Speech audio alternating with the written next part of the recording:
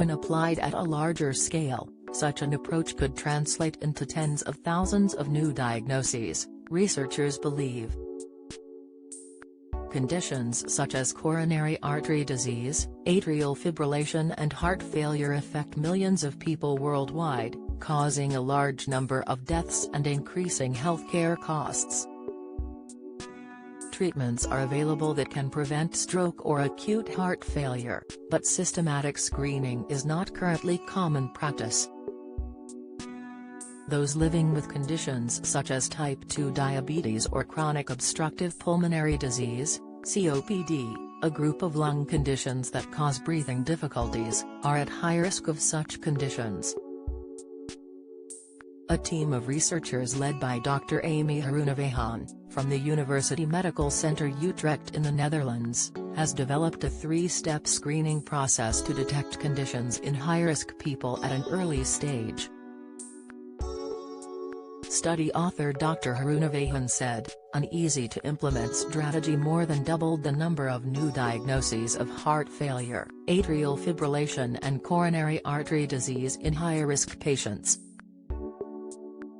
The first step of the team's intervention was getting patients at primary care practices across the Netherlands to fill out a questionnaire on risk factors and symptoms.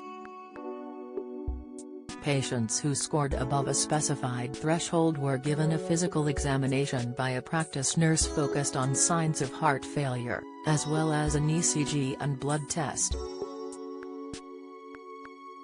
Finally, test results were assessed by a GP who referred patients to a cardiologist when it was deemed necessary. Between June 2019 and January 2023, 1,216 patients took part in the study, of whom 87% had type 2 diabetes and 20% had COPD. Half of the patients were subjected to the new screening process, with the other half forming a control group. After a year, 50 of the 624 participants, 8%, in the intervention group were newly diagnosed with at least one of heart failure, atrial fibrillation or coronary artery disease. Only 19 of the 592 participants, 3.2%, in the control group were diagnosed. Dr. Groenewegen said, "Because there are so many adults in the community with COPD or type 2 diabetes, this approach could translate into tens of thousands of new diagnoses when applied at large."